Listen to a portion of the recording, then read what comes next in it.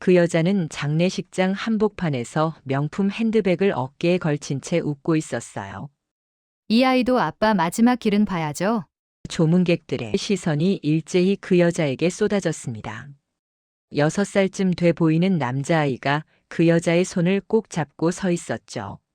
수지는 그 순간 숨이 멎는 것 같았어요. 남편의 영정 앞에서 20해를 함께한 시간 앞에서 그 여자는 태연하게 입을 열었습니다. 받을 건 받아야겠고요. 장례식장의 공기가 얼어붙었어요. 조문객 한 명이 수진에게 다가와 속삭였습니다. 저 여자가 누구냐고 무슨 일이냐고 물었죠. 수지는 대답할 수 없었어요. 입술이 파르르 떨렸지만 목소리가 나오지 않았습니다. 그 여자 미나는 영정 사진을 물끄러미 바라보다가 고개를 돌렸어요. 수진과 눈이 마주쳤죠. 미나의 입꼬리가 살짝 올라갔습니다.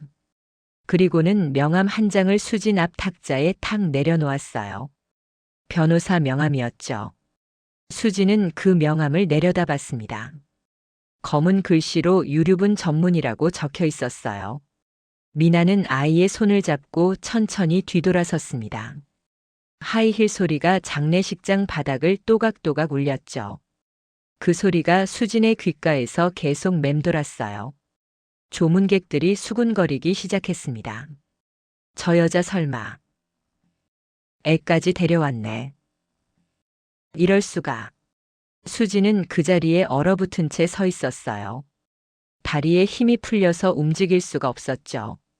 누군가 수진의 팔을 붙잡아 줬습니다. 회사 직원이었어요. 사장님, 괜찮으세요? 수지는 고개를 저었습니다. 괜찮지 않았어요. 하나도 괜찮지 않았죠. 그때 수지는 몰랐습니다. 이 여자가 법을 방패 삼아 얼마나 오만하게 굴지. 그리고 자신이 준비한 반격이 그 여자의 인생을 어떻게 무너뜨릴지. 20해를 함께한 남편이 남긴 건 회사와 재산만이 아니었어요. 거짓과 배신 그리고 숨겨진 빚더미였죠. 하지만 그 여자는 알지 못했습니다. 수진이 얼마나 오랫동안 그 남자 옆에서 숫자를 다뤄왔는지, 얼마나 꼼꼼하게 장부를 들여다봐 왔는지, 그리고 무엇보다 남편이 죽기 전 수진에게 남긴 마지막 봉투 안에 무엇이 들어있는지. 이 이야기를 듣고 있는 지금 이 순간도 나중엔 작은 기억이 될지 모릅니다. 지금 어디에서 함께 듣고 계신지도 편하게 남겨주셔도 좋겠습니다. 일부 20해의 성. 20년 전으로 돌아가 봅니다. 수진과 남편은 정말 아무것도 없었어요. 대학 졸업하고 취업도 제대로 안 되던 시절이었죠. 남편이 먼저 제안했습니다. 우리 사업 한번 해볼까? 수진은 겁이 났어요. 부모님께 물려받을 땅 한 조각밖에 없었거든요. 하지만 남편의 눈빛이 너무 진지했습니다. 당신만 믿어. 우리 꼭 성공하자. 그렇게 시작했어요. 수진의 부모님이 물려주신 땅을 담보로 잡았습니다. 그 돈으로 작은 공장 한 채를 얻었죠.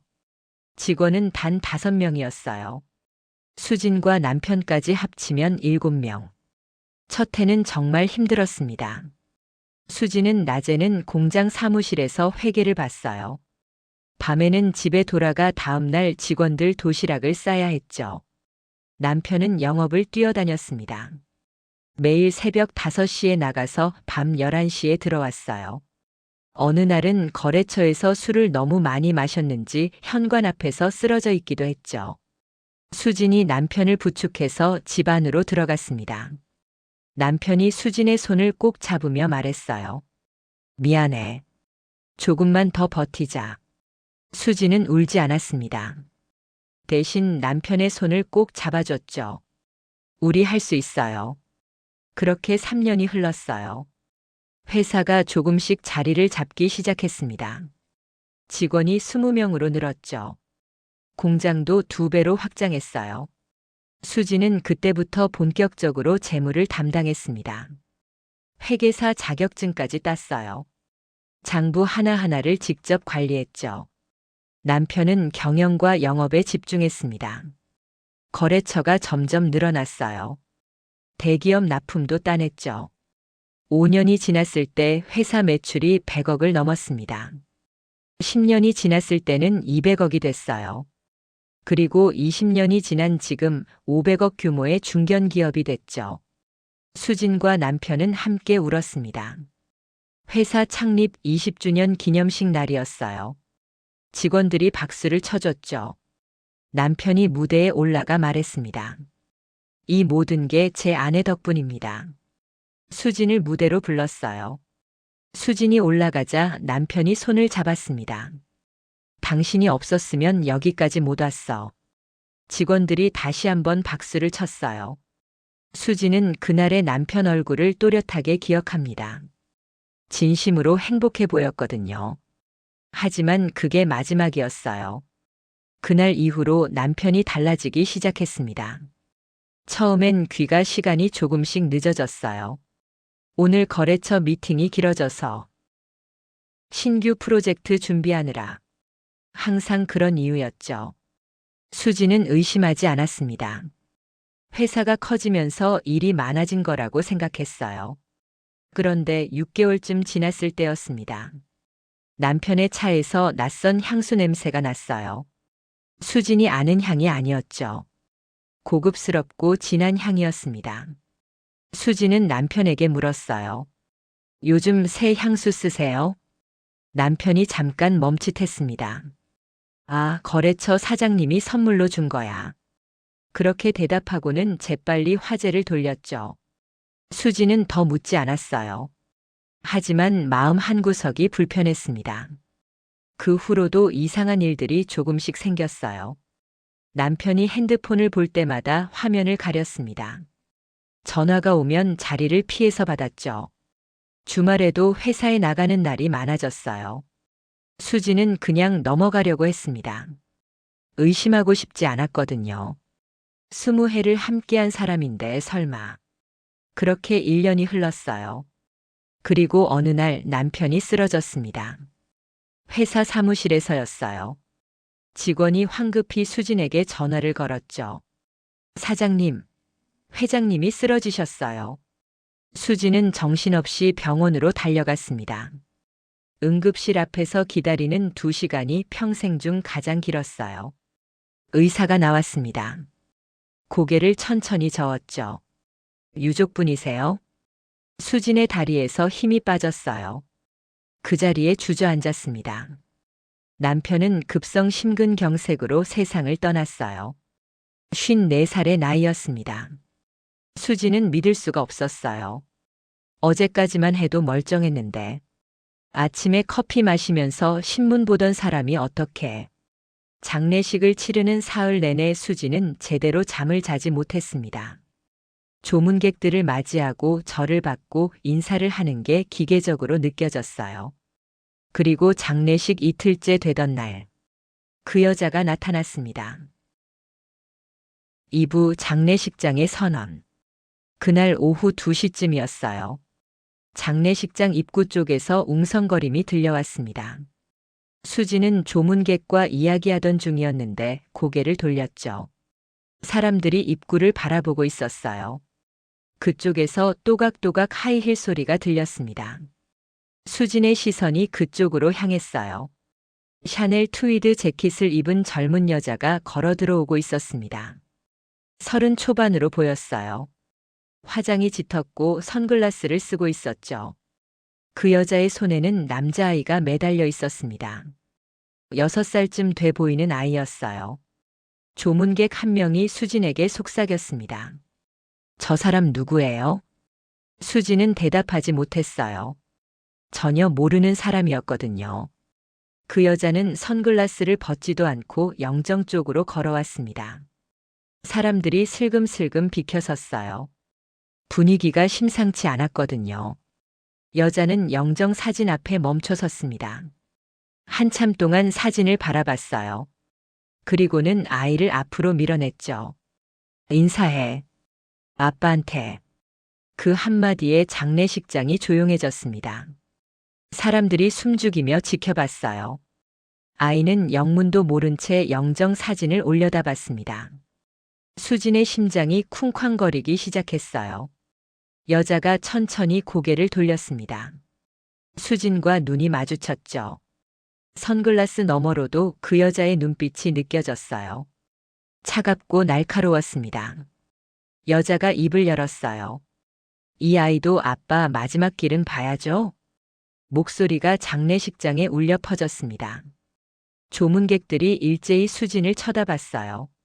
수진은 아무 말도 할 수 없었습니다. 목구멍이 막힌 것처럼 숨이 막혔어요. 여자는 핸드백에서 명함 한 장을 꺼냈습니다.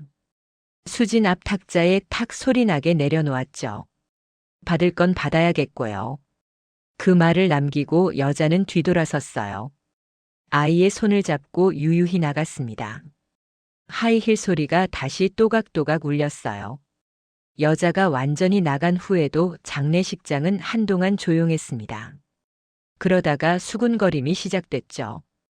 저 여자 설마. 애까지 있네. 세상에. 수지는 탁자 위에 명함을 내려다봤어요.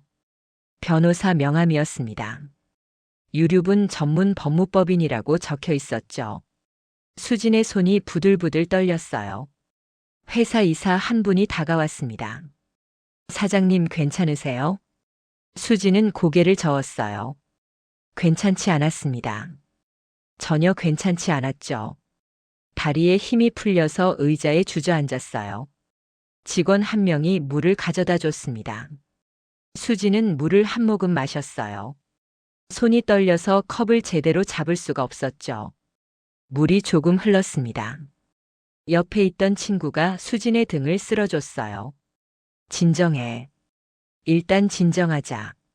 하지만 진정이 되지 않았습니다. 방금 본 게 현실인지 꿈인지 구분이 안 됐어요. 남편이 죽었다는 것도 믿기지 않는데 내 연녀의 아이까지 있다니. 수지는 명함을 집어들었습니다. 한참을 들여다봤어요. 그리고 천천히 핸드백에 넣었죠. 장례식은 그렇게 끝났습니다. 사흘간의 장례를 마치고 집에 돌아왔을 때 수지는 혼자였어요. 넓은 거실이 텅 비어 있었습니다. 수지는 소파에 앉았어요. 그제야 눈물이 났습니다. 소리 없이 눈물이 흘러내렸죠. 슬퍼서 우는 건지 화가 나서 우는 건지 알 수 없었어요. 그냥 눈물이 멈추지 않았습니다. 한참을 울고 나니 눈물도 마른 것 같았어요. 수지는 핸드백에서 명함을 다시 꺼냈습니다. 명함을 물끄러미 바라봤죠.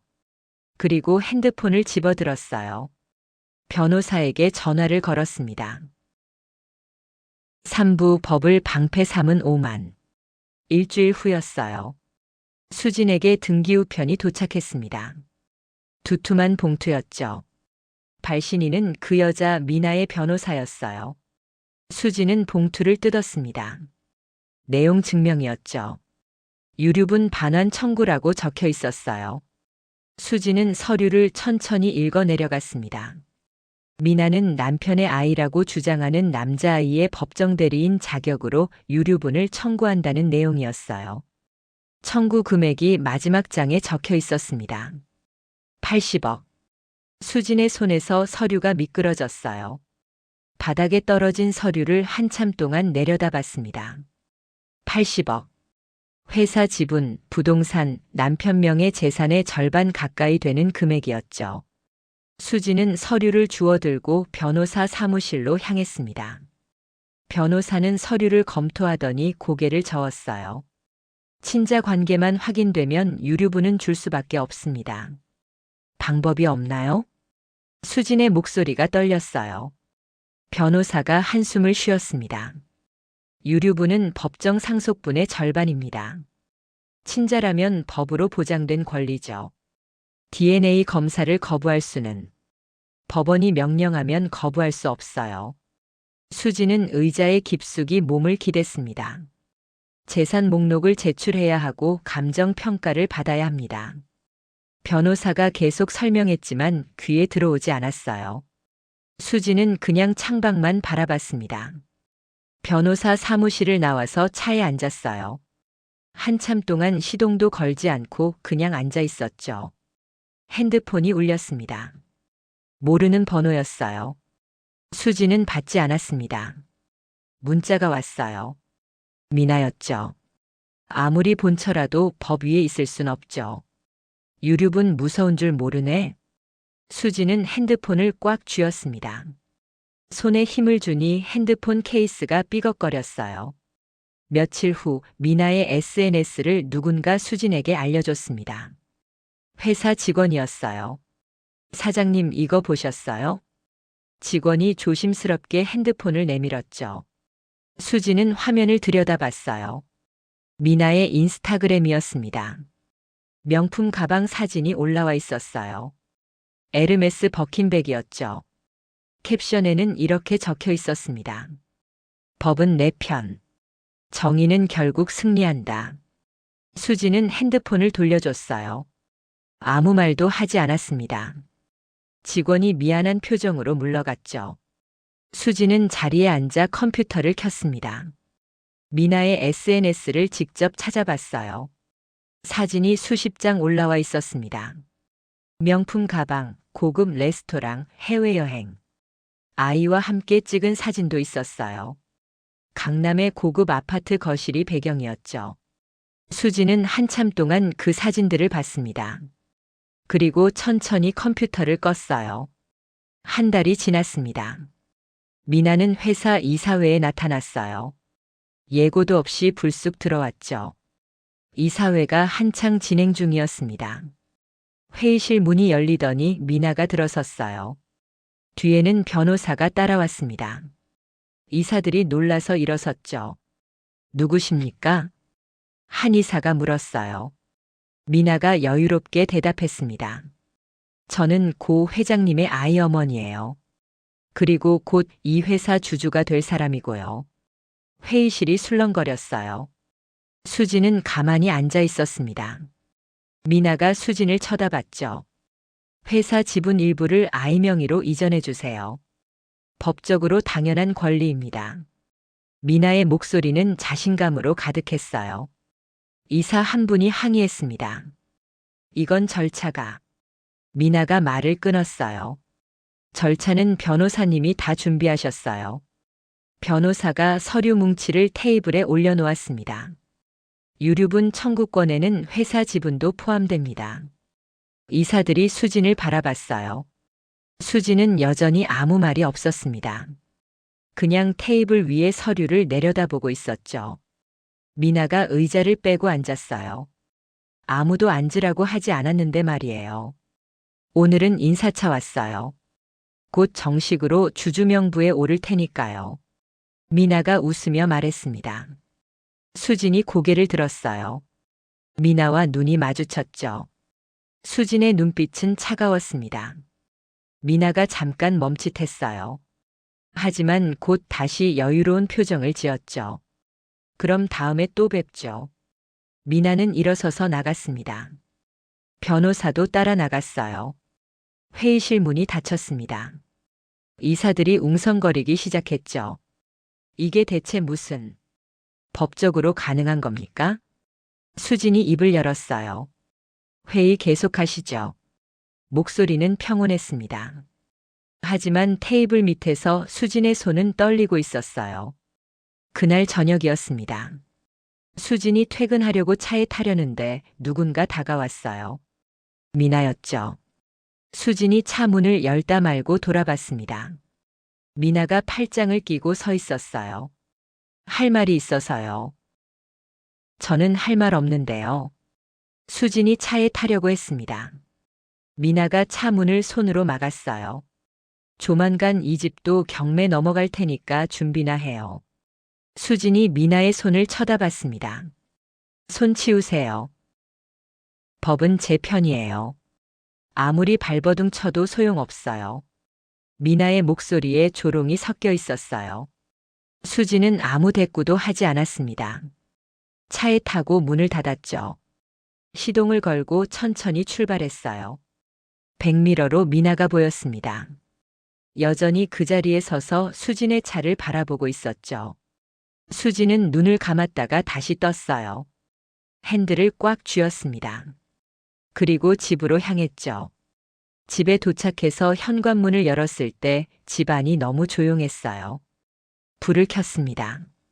넓은 거실이 텅 비어 있었죠. 수지는 소파에 앉지 않고 곧장 서재로 갔어요. 서재 책장 뒤에 금고가 있었습니다. 비밀번호를 눌러 금고를 열었죠. 안에 서류들이 차곡차곡 쌓여 있었어요. 수지는 그 서류들을 하나씩 꺼내기 시작했습니다. 그 여자가 모르는 게 하나 있었어요. 사부 무너지는 성의 진실. 수지는 서재 책상에 서류를 펼쳐놓았어요. 20년치 회사 장부와 재산 관련 서류였습니다. 하나하나 들여다보기 시작했죠. 밤 11시가 넘었지만 불을 끄지 않았어요. 남편 명의로 된 재산 목록을 정리했습니다. 부동산이 5건, 회사 지분 60%, 주식과 예금. 겉으로 보기엔 화려했어요. 하지만 수지는 그 속을 알고 있었습니다. 먼저 부동산 목록을 봤어요. 경기도 소재 공장 부지 2필지, 강남 오피스텔 한 채, 그리고 지금 살고 있는 이 집. 수지는 오래된 서류철을 꺼냈습니다. 20년 전 계약서가 들어 있었어요. 명의신탁 계약서라고 적혀 있었죠. 공장 부지를 구입할 때 세금 문제로 남편 명의로 했던 거였습니다. 하지만 실제 돈은 수진의 부모님이 물려주신 땅을 팔아서 마련한 것이었어요. 계약서에는 명확하게 적혀 있었습니다. 실소유자는 수진이며 명의만 남편 명의로 한다. 수진은 그 서류를 복사했어요. 그 다음 회사 설립 서류를 봤습니다. 초기 자본금 30억. 그 돈 역시 수진의 친정에서 나온 거였어요. 당시 수진의 아버지가 운영하던 작은 공장을 정리하면서 나온 돈이었죠. 아버지는 그 돈을 딸에게 주며 말했습니다. 이걸로 내 사업 키워봐라. 수진은 그 기억을 또렷하게 기억하고 있었어요. 회사 설립 서류에도 그 사실이 기록돼 있었습니다. 수진 출자금 30억 원. 수진은 계산기를 두드렸어요. 그 돈이 지금 가치로 환산하면 얼마나 되는지 계산했죠. 150억은 좋게 됐습니다. 수진은 다음 서류를 펼쳤어요. 은행 거래 내역이었습니다. 남편 명의 계좌 내역을 최근 5년치 뽑아놓은 거였어요. 수지는 형광펜을 들고 이상한 거래를 표시하기 시작했습니다. 매달 500만 원씩 빠져나간 돈. 수신이는 미나라는 이름이었죠. 수진의 손이 멈췄어요. 다시 계속 내역을 확인했습니다. 1년 전부터 금액이 늘어나기 시작했어요. 1,000만 원, 2천만 원, 3천만 원. 어떤 달은 5천만 원이 넘게 송금된 적도 있었죠. 그리고 1년 반 전 10억 원이 한 번에 나간 기록이 있었습니다. 적요란에는 부동산 구입비라고 적혀 있었어요. 수지는 미나가 사는 강남 아파트를 떠올렸습니다. 그 아파트 구입비였던 거죠. 회사 돈이었어요. 수지는 회사 장부를 다시 펼쳤습니다. 같은 날짜에 대표이사 가불금이라는 항목으로 10억 원이 빠져나가 있었어요. 수지는 한숨을 쉬었습니다. 계속 내역을 확인했어요. 명품 구매 내역도 보였습니다. 에르메스, 샤넬, 루이비통. 매달 수천만 원씩 카드로 결제된 기록이 있었죠. 해외여행 경비도 있었어요. 유럽, 동남아, 미국. 모두 남편 법인카드로 결제된 것들이었습니다. 수지는 형광펜으로 표시한 금액을 다 더해봤어요. 3년간 총 25억 원이 미나에게 흘러간 거였습니다. 수지는 서류를 정리하고 다음 봉투를 열었어요. 사채 관련 서류였습니다. 수진도 몰랐던 빚이었어요. 남편이 개인적으로 쓴 사채였죠. 금액이 50억이 넘었습니다. 이자율이 연 30%. 불법 고리대금이었어요. 차용증을 보니 6개월 전에 쓴 거였습니다. 돈을 뭐에 썼는지 적요란을 봤어요. 주식 투자라고 적혀 있었죠. 수지는 남편의 증권 계좌 내역을 찾아봤습니다. 고위험 주식에 몰빵한 기록이 있었어요. 그리고 그 주식이 폭락한 기록도 있었죠. 손실액이 40억이 넘었습니다. 수지는 눈을 감았어요. 한참 동안 그대로 앉아 있었습니다. 그러다가 눈을 다시 떴죠. 연대보증 서류도 있었어요. 남편이 누군가의 대출 보증을 섰던 거였습니다. 주채무자가 파산했고 그 빚이 남편에게 넘어온 상태였어요. 금액이 15억. 수지는 계산기를 다시 두드렸습니다. 남편 명의 재산을 다 합치면 200억 정도. 하지만 빚을 빼면 남는 게 100억도 안 됐어요. 거기서 수진의 특유 재산을 제외하면 더 줄어들었습니다. 실질적으로 남편 명의 순재산은 30억 정도였죠. 그것도 회사 지분을 제외하고 현금화할 수 있는 재산만 따지면 말이에요. 수지는 서류를 다시 정리했습니다. 그리고 책상 서랍 맨 아래 칸을 열었어요. 거기 봉투 하나가 들어 있었습니다. 남편이 죽기 한 달 전에 수진에게 준 봉투였어요. 혹시 모르니까 이거 잘 보관해줘. 그때 남편의 얼굴이 창백했던 게 기억났습니다. 수지는 그때는 무슨 뜻인지 몰랐어요. 그냥 중요한 서류려니 했죠. 봉투를 열었습니다. 안에 서류 한 장이 들어 있었어요. DNA 친자 감정 의뢰서. 수진의 손이 멈췄습니다. 의뢰인은 남편이었어요. 의뢰 날짜는 남편이 죽기 한 달 전. 피검사자는 미나의 아들이라고 적혀 있었죠. 수지는 다음 장을 넘겼습니다.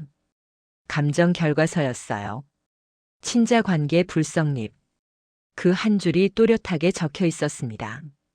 수지는 그 서류를 한참 동안 들여다봤어요. 남편도 의심했던 거였습니다. 그래서 몰래 검사를 한 거였죠. 그리고 결과를 확인한 후 수진에게 맡긴 거였어요. 수지는 서류를 조심스럽게 봉투에 다시 넣었습니다. 그리고 금고에 넣어 잠갔어요. 시계를 보니 새벽 2시였습니다. 수지는 자리에서 일어났어요. 거실로 나와 창밖을 바라봤죠. 도시의 불빛이 반짝이고 있었습니다. 수지는 핸드폰을 집어들었어요. 변호사에게 문자를 보냈습니다. 내일 아침 일찍 뵙고 싶습니다. 준비할 게 있어서요. 문자를 보내고 수지는 소파에 앉았어요. 눈을 감았습니다. 하지만 잠이 오지 않았죠. 머릿속에 미나의 얼굴이 계속 떠올랐어요. 그 오만한 표정. 법을 방패 삼아 당당하게 요구하던 모습. 수지는 눈을 떴습니다. 입가에 미소가 번졌어요. 차갑고 고요한 미소였습니다. 오후 조용한 칼날. 다음 날 아침 9시였어요. 수지는 변호사 사무실에 앉아 있었습니다. 테이블 위에 서류들을 펼쳐놓았죠. 변호사가 하나씩 검토하기 시작했어요. 명의신탁 계약서를 먼저 봤습니다. 이건 완벽하네요. 변호사의 눈빛이 달라졌어요. 이 서류만 있으면 토지는 전부 사장님 특유 재산으로 인정받을 수 있습니다. 수지는 고개를 끄덕였습니다. 변호사가 다음 서류를 봤어요. 회사 설립 당시 출자금 증빙 서류였습니다. 초기 자본금도 사장님 쪽에서 나온 거군요. 네. 제 친정 아버지께서 주신 돈이에요. 변호사가 고개를 끄덕이며 계속 서류를 넘겼습니다. 은행 거래 내역이 나왔어요. 변호사의 표정이 굳었습니다. 이건 횡령이네요. 회사 자금을 개인적으로 유용한 겁니다. 수진이 조용히 대답했어요. 미나에게 간 돈이 25억 정도 됩니다. 변호사가 휘파람을 불었습니다. 이 정도면 형사고소도 가능해요. 일단은 민사로 가려고요. 수진의 목소리는 차분했습니다. 변호사가 다음 서류를 봤어요. 사채 관련 서류였죠. 이건 고인의 개인 빚이니까 상속 포기하셔도. 아니요. 상속은 받을 겁니다. 변호사가 고개를 갸웃했어요. 빚이 많은데요. 빚보다 중요한 게 있어요. 수진이 마지막 봉투를 내밀었습니다. 변호사가 봉투를 열었어요. DNA 검사 결과서를 꺼내 읽기 시작했습니다. 얼굴이 점점 밝아졌어요. 이게 진짜입니까? 남편이 직접 의뢰한 검사예요. 변호사가 자리에서 벌떡 일어났습니다.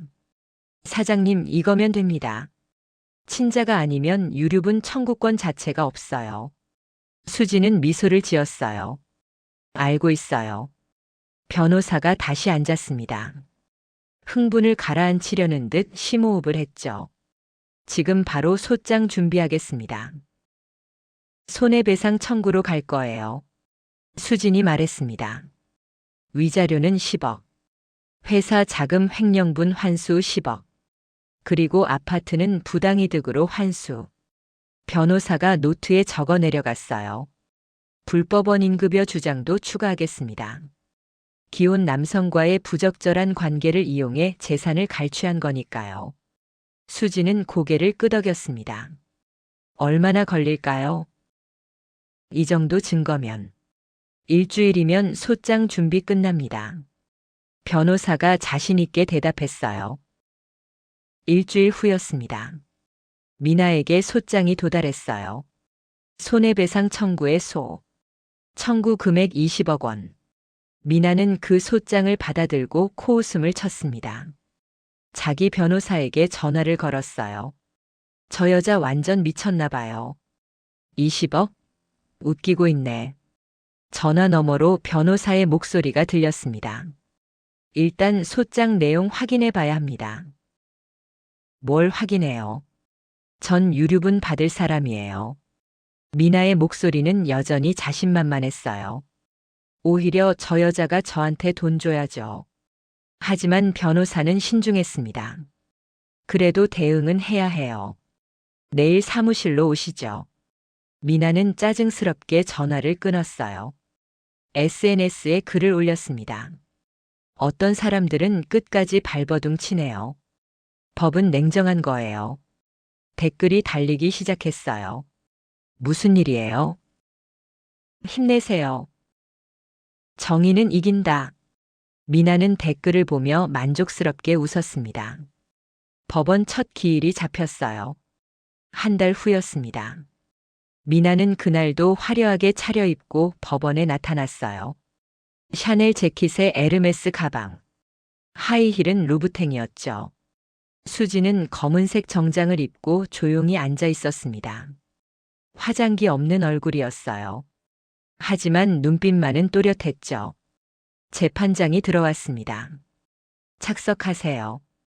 양측 변호사가 인사를 했어요.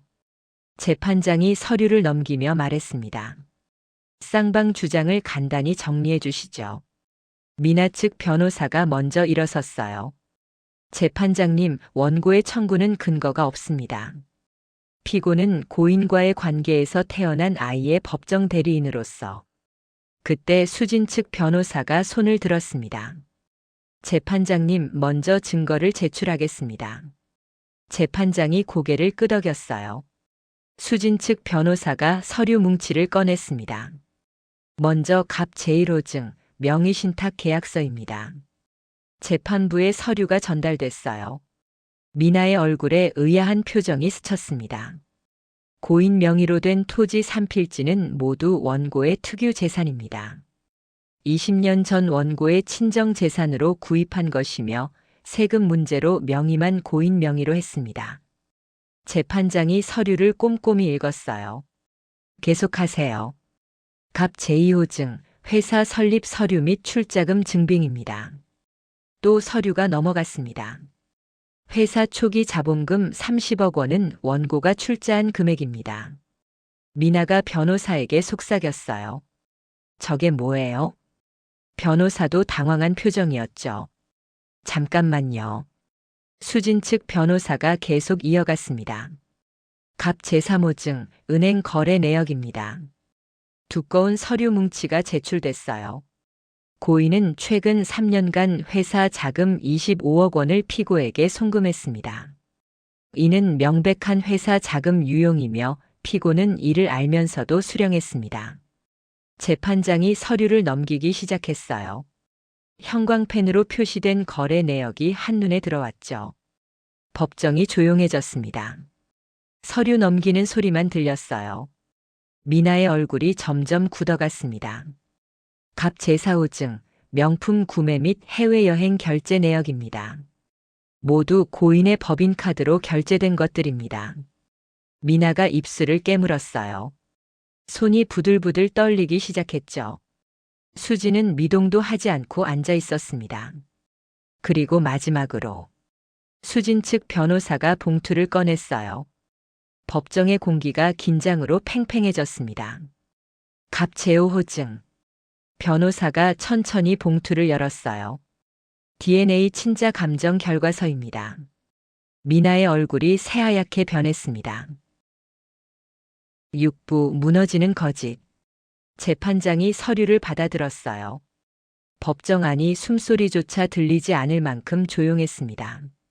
재판장이 천천히 서류를 읽기 시작했어요. 첫 장을 넘겼습니다. 두 번째 장을 넘겼죠. 그리고 마지막 장 결과 부분을 읽었어요. 재판장의 눈썹이 올라갔습니다. 낮은 신음소리가 법정에 울렸어요. 재판장이 미나를 쳐다봤습니다. 그리고 다시 서류를 내려다봤죠. 피고 측, 이 서류에 대해 반론 있습니까? 미나 측 변호사가 벌떡 일어났어요. 재판장님.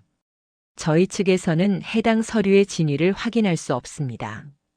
공인된 기관에서 발급한 서류입니다. 수진 측 변호사가 즉각 반박했어요.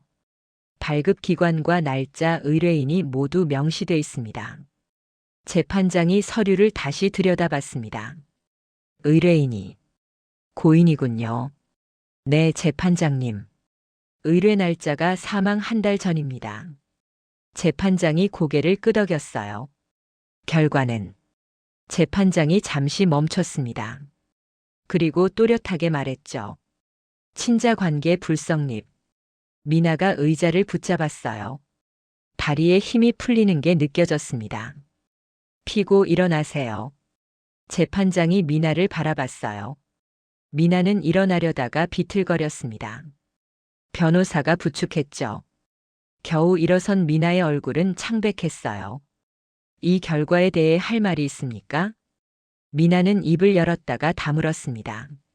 목소리가 나오지 않았어요. 앉으세요. 미나는 털썩 주저앉았습니다. 의자가 삐걱거렸어요. 수진 측 변호사가 다시 입을 열었습니다. 재판장님, 피고는 허위 친자 관계를 주장하며 원고에게 유류분을 청구했습니다. 이는 명백한 사기 행위입니다. 또한 고인을 기망하여 회사 자금을 갈취했고 이를 개인 용도로 사용했습니다. 변호사의 목소리가 법정에 울려 퍼졌어요. 원고는 20년간 고인과 함께 회사를 일궜습니다. 본인의 재산을 담보로 제공하고 초기 자본금을 출자했으며 회사 재물을 관리했습니다. 하지만 피고의 출연으로 고인은 회사 자금을 유용하게 됐고 결국 막대한 빚을 지게 됐습니다. 수진의 눈가에 살짝 붉은 기운이 돌았어요. 하지만 눈물은 흘리지 않았습니다. 원고는 배우자를 잃었을 뿐 아니라 명예를 실추당했고 정신적 고통을 받았습니다. 따라서 위자료 10억 원은 정당한 청구입니다. 재판장이 수진을 바라봤어요. 원고 본인 진술하시겠습니까? 수진이 천천히 일어섰습니다. 법정 안의 모든 시선이 수진에게 쏠렸어요. 수진은 잠시 숨을 고르고 입을 열었습니다. 20해를 함께 살았습니다. 수진의 목소리는 떨리지 않았어요. 빈손으로 시작해서 여기까지 왔습니다. 밤을 새워 일했고 주말도 없었습니다. 직원 월급 주려고 제 땅을 담보로 잡기도 했어요. 수진이 잠시 말을 멈췄습니다. 제가 믿었던 건 그 사람이 아니었어요. 우리가 함께 쌓은 시간을 믿었던 겁니다. 수진이 미나를 똑바로 바라봤어요. 그런데 그 시간이 모래성이었다는 걸 당신이 나타나서야 알았죠. 미나는 고개를 들지 못했습니다. 법정에 서기까지 많이 망설였어요. 수진의 목소리에 감정이 섞이기 시작했어요. 20년 함께한 사람의 명예를 제가 직접 무너뜨리는 거니까요. 하지만 해야 했습니다. 수진이 재판장을 향해 고개를 돌렸어요. 거짓이 진실을 이기게 둘 수는 없었으니까요. 수진은 자리에 앉았습니다. 법정이 한동안 조용했어요. 재판장이 기록을 정리했습니다. 다음 기일은 재판은 그렇게 시작됐어요. 한 달에 한 번씩 기일이 열렸습니다. 매번 수진은 증거를 차근차근 제시했어요. 미나는 점점 초라해져 갔습니다. 명품 옷 대신 평범한 옷을 입고 나타났어요. 화장도 옅어졌죠. 세 번째 기일에서 미나 측이 재검사를 요청했습니다. 하지만 재판장이 기각했어요. 이미 공인기관의 검사 결과가 있습니다. 네 번째 기일에서는 회사 자금 유용건이 집중적으로 다뤄졌어요. 미나의 변호사가 변론했지만 무력했습니다. 증거가 너무 명확했거든요. 다섯 번째 기일. 위자료 금액에 대한 심리가 있었어요. 수진 측은 10억을 주장했습니다. 미나 측은 과다하다고 반박했죠. 피고가 받은 금액만 25억입니다. 수진 측 변호사가 말했어요. 위자료 10억은 결코 과하지 않습니다. 여섯 번째 기일. 아파트 환수건이 다뤄졌어요. 10억으로 구입한 아파트는 회사 자금으로 구입한 것입니다. 불법 원인급여에 해당하므로 반환해야 합니다. 미나의 얼굴이 흑빛이 됐어요. 그 아파트는 미나가 사는 곳이었습니다. 일곱 번째 기일. 양측 최종 변론이 있었어요. 미나의 변호사가 마지막으로 선처를 호소했습니다. 피고도 피해자입니다. 고인에게 속았던 것입니다. 하지만 재판장의 표정은 차가웠어요. 수진 측 변호사가 최후 진술을 했습니다. 법은 거짓을 보호하지 않습니다. 진실을 지키는 사람의 편에 섭니다. 원고는 20년간 정직하게 살아왔습니다. 그 삶을 법으로 보호받을 자격이 있습니다.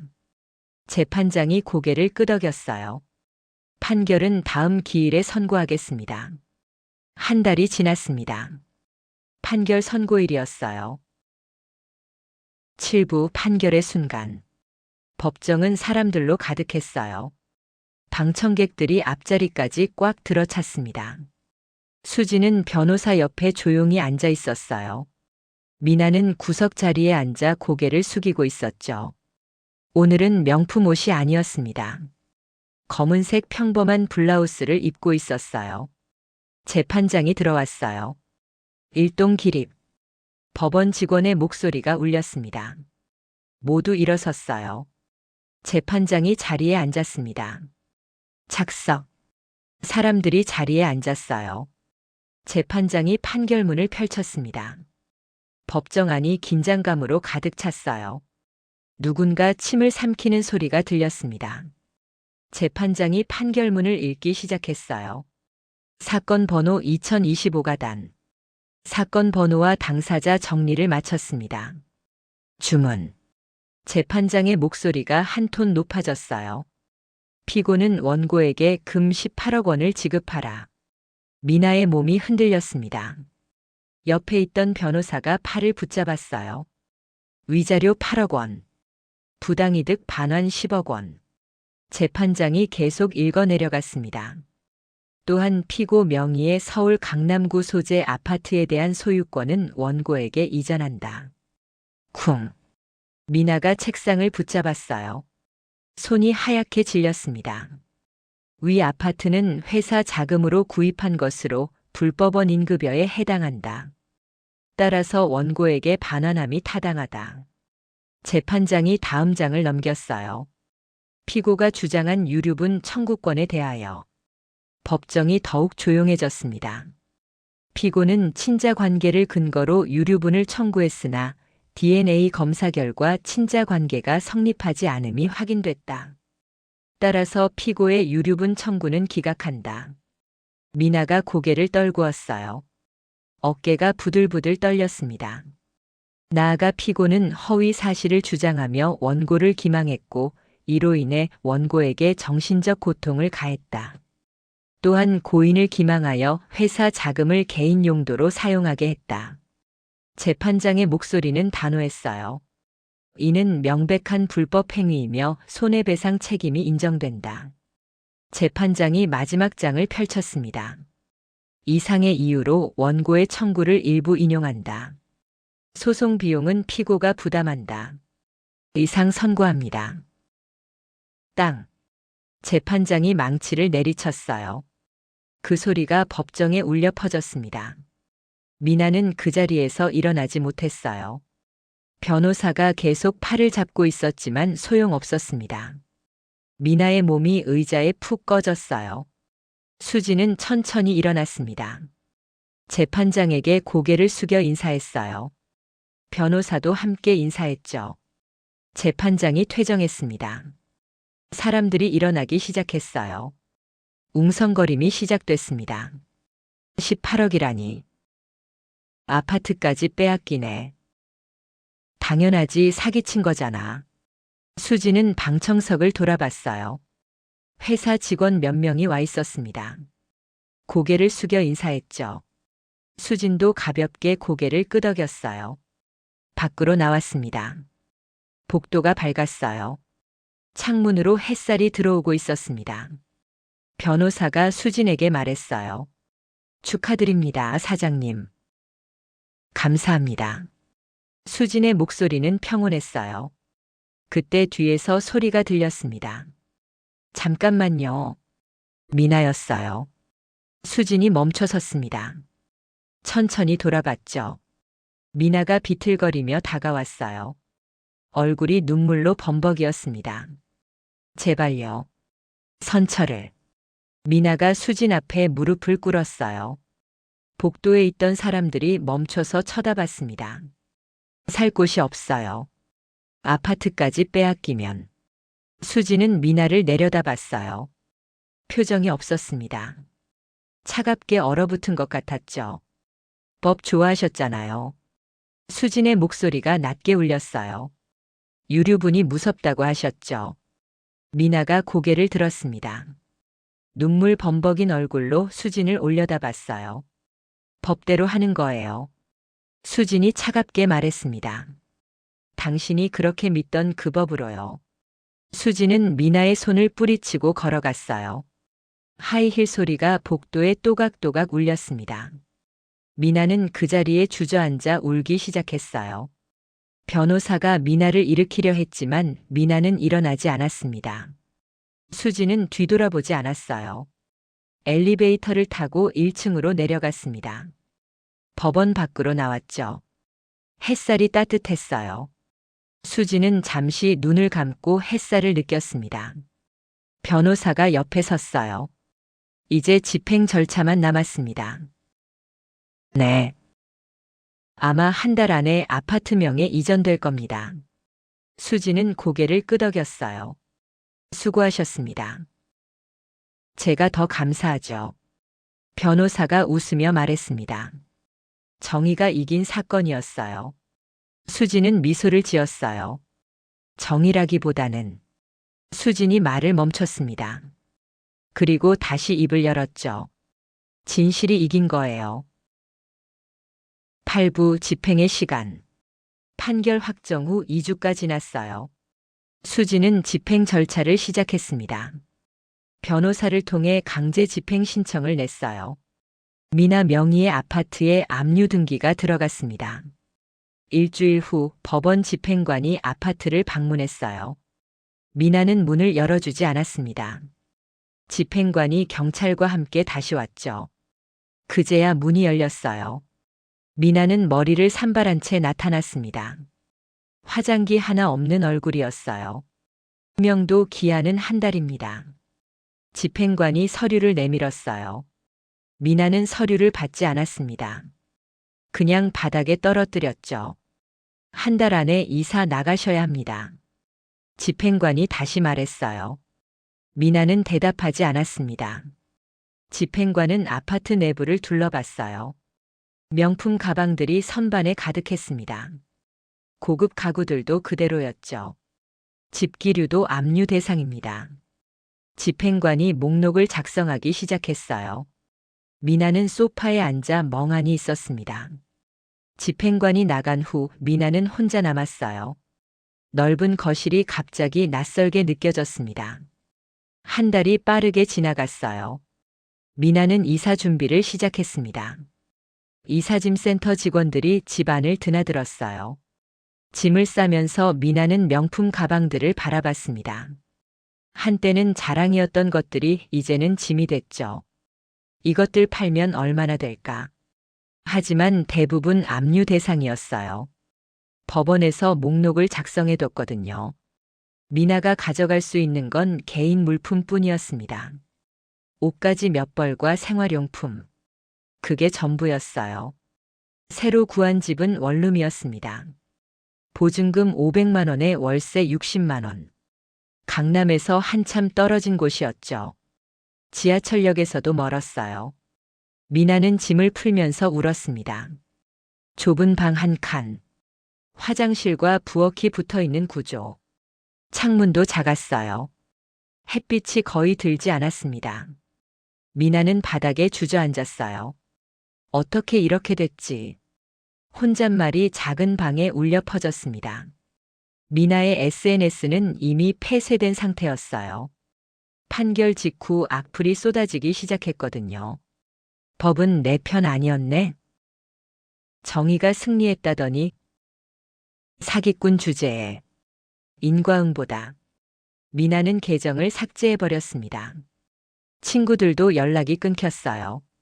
판결 소식을 듣고 다들 멀어졌죠. 미나는 완전히 혼자가 됐습니다. 한편 수진의 회사는 안정을 되찾았어요. 이사회가 열렸습니다. 수진이 새로운 경영 방침을 발표했어요. 앞으로 이 회사는 더욱 투명하게 운영하겠습니다. 모든 자금 흐름을 공개하고 외부 감사를 강화하겠습니다. 이사들이 박수를 쳤어요. 직원들도 환영했습니다. 회장님, 저희가 믿고 따르겠습니다. 한 이사가 말했어요. 수진은 고개를 끄덕였습니다. 감사합니다. 함께 새로 시작하죠. 회의가 끝나고 수진은 회장실로 돌아왔어요. 책상 위에 남편 사진이 놓여 있었습니다. 수진은 그 사진을 집어들었어요. 한참 동안 바라봤죠. 그리고 서랍을 열어 안에 넣었습니다. 사진 액자도 벽에서 내렸어요. 회사 로비에 걸려있던 남편의 대형 사진도 철거했습니다. 대신 새로운 비전을 담은 현수막을 걸었어요. 새로운 시작, 투명한 경영. 직원들은 변화를 환영했습니다. 확실히 분위기가 달라졌어요. 회장님이 직접 나서시니까 믿음이 가요. 수진은 매일 아침 일찍 출근했어요. 직원들보다 먼저 와서 회사를 둘러봤습니다. 공장도 직접 방문했죠. 현장 직원들과 대화를 나눴어요. 불편한 거 없으세요? 급여는 제때 나가고 있나요? 직원들은 수진의 변화에 놀랐습니다. 예전에는 사무실에만 있었거든요. 이제는 직접 현장을 챙겼죠. 회사 분위기가 완전히 바뀌었어요. 한 달 후 미나에게서 18억 중 일부가 입금됐습니다. 미나가 가진 것들을 처분해서 만든 돈이었어요. 5억 원 정도였죠. 나머지는 분할 상환 약속을 했습니다. 하지만 미나에게는 수입이 없었어요. 분할 상환도 쉽지 않을 거였습니다. 결국 미나는 파산 신청을 했어요. 법원에서 파산이 선고됐습니다. 미나의 신용은 완전히 바닥났죠. 대출도 받을 수 없었어요. 카드도 만들 수 없었습니다. 미나는 편의점 아르바이트를 시작했어요. 시급 10,000원을 받으며 밤샘 근무를 했습니다. 한때 명품 가방을 들고 다니던 손으로 이제는 물건을 진열했죠. 손님들이 무례하게 굴어도 참아야 했어요. 여기 담배 한 보루. 손님이 반말로 소리쳤습니다. 미나는 네, 손님하고 대답했어요. 웃으면서요. 하지만 속으로는 울고 있었습니다. 어느 날 미나는 예전에 자주 가던 백화점 앞을 지나갔어요.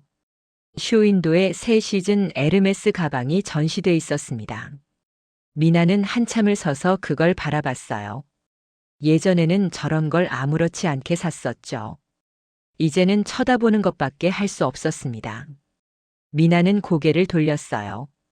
발걸음을 옮겼습니다. 좁은 원룸으로 돌아가는 길이었죠. 한편 수지는 회사 근처 카페에 앉아 있었어요. 창밖으로 출근하는 직원들이 보였습니다. 모두 밝은 얼굴이었어요. 수지는 커피를 한 모금 마셨습니다. 쓴맛이 입안에 퍼졌죠. 하지만 목넘김은 부드러웠어요. 핸드폰이 울렸습니다. 변호사에게서 온 문자였어요. 아파트명에 이전 완료됐습니다. 수지는 문자를 읽고 핸드폰을 내려놓았어요. 그리고 다시 창밖을 바라봤습니다. 하늘이 맑았어요. 구름 한 점 없는 파란 하늘이었죠. 수지는 눈을 감았습니다. 깊게 숨을 들이마셨어요. 그리고 천천히 내쉬었습니다. 끝났어. 작은 혼잣말이었어요. 하지만 그 말 안에는 많은 의미가 담겨 있었습니다. 긴 싸움이 끝났다는 안도감, 진실이 승리했다는 만족감, 그리고 이제 새로 시작할 수 있다는 희망. 수지는 자리에서 일어났어요. 카페를 나와 회사로 향했습니다. 발걸음이 가벼웠어요. 에필로그 6개월이 흘렀습니다. 수지는 회사 앞 카페에서 아침 커피를 마시고 있었어요. 여기가 새로운 루틴이 됐습니다.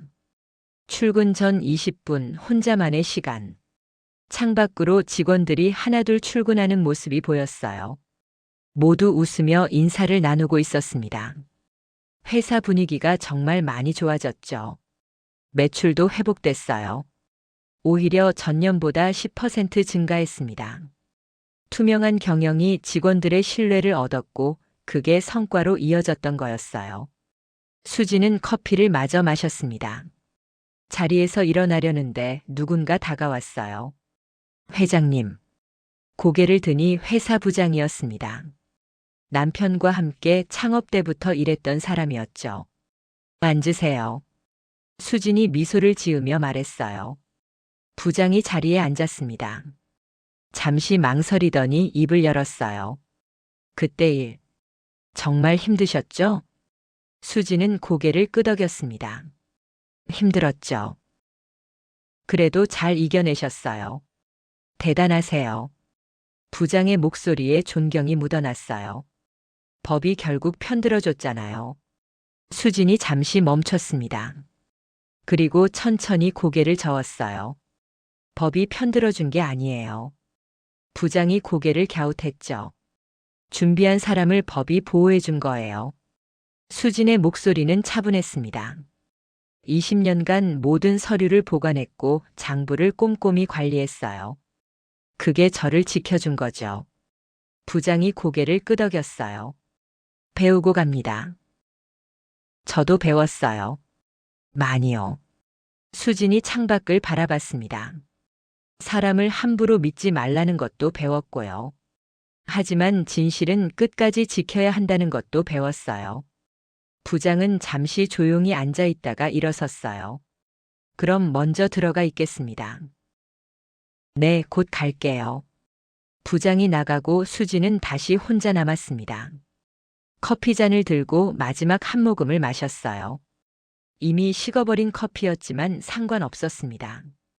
자리에서 일어나 카페를 나왔어요. 회사 건물이 바로 앞에 보였습니다. 수지는 천천히 걸어갔어요. 로비에 들어서자 직원들이 인사했습니다. 안녕하세요, 회장님. 좋은 아침입니다. 수지는 하나하나 대답하며 엘리베이터에 올랐어요. 회장실에 도착해 문을 열었습니다. 깔끔하게 정리된 책상이 보였어요. 창문으로 햇살이 들어오고 있었습니다. 수지는 가방을 내려놓고 의자에 앉았어요. 컴퓨터를 켰습니다. 이메일함을 확인했죠. 새로운 프로젝트 관련 메일이 와 있었어요. 수지는 메일을 하나씩 읽기 시작했습니다. 그날 저녁 집에 돌아온 수지는 오래된 앨범을 꺼냈어요. 남편과 함께 찍은 사진들이 담긴 앨범이었습니다. 소파에 앉아 한 장 한 장 넘겼어요. 젊은 시절 사진, 회사 창립식 때 찍은 사진, 직원들과 함께 웃고 있는 사진. 수지는 한참 동안 사진들을 들여다봤습니다. 그리고 앨범을 덮었어요. 서재로 가서 책장 깊숙이 넣었습니다. 거실로 돌아왔어요. 창문을 열었습니다. 밤바람이 시원하게 들어왔어요. 수지는 창가에 서서 밤하늘을 올려다봤습니다. 별이 반짝이고 있었죠. 이제 끝이에요. 혼잣말이 조용히 흘러나왔습니다. 바람이 수진의 머리카락을 날렸어요. 수진은 눈을 감았습니다. 깊게 숨을 들이마셨죠. 그리고 천천히 내쉬었습니다. 마음속 무거운 짐이 내려가는 것 같았어요. 다음 날 아침 수지는 평소보다 일찍 일어났습니다. 운동복을 입고 밖으로 나갔어요. 오랜만에 조깅을 하기로 했죠. 공원을 따라 천천히 뛰었습니다. 아침 공기가 상쾌했어요. 새들이 지저귀고 있었습니다. 수지는 벤치에 앉아 잠시 쉬었어요. 핸드폰을 꺼내 시간을 확인했습니다. 아직 7시도 안 됐죠. 출근하기엔 이른 시간이었어요. 수지는 핸드폰을 주머니에 넣고 다시 일어섰습니다. 집으로 돌아가는 길을 걸었어요. 발걸음이 가벼웠습니다. 집에 도착해서 샤워를 하고 출근 준비를 했어요. 거울을 보니 얼굴이 밝아 보였습니다. 수지는 자신에게 미소를 지어 보였어요. 잘하고 있어. 거울 속 자신에게 말했습니다. 회사에 도착했어요. 오늘도 해야 할 일들이 가득했습니다. 하지만 수지는 두렵지 않았어요. 20년을 버텨온 사람이었으니까요. 앞으로도 잘 해낼 수 있을 거였습니다. 책상에 앉아 서류를 펼쳤어요. 새로운 프로젝트 기획안이었습니다. 수지는 펜을 들고 서명란에 이름을 적었어요. 또박또박 힘있게. 수진. 그 이름이 서류 위에 선명하게 남았습니다. 수지는 서류를 덮고 다음 일을 시작했어요. 창밖으로 햇살이 쏟아져 들어왔습니다. 새로운 하루가 시작된 거였죠. 그렇게 수진의 삶은 계속됐어요. 과거의 상처를 딛고 진실을 지켜낸 사람의 살. 법이 아니라 자신이 자신을 지켜낸 사람의 살. 그 삶은 여전히 진행 중이었습니다. 이 이야기가 작은 위로가 되었다면 앞으로도 함께 해주시면 좋겠습니다. 마음 사랑 다락방 구독과 좋아요로 응원해주세요.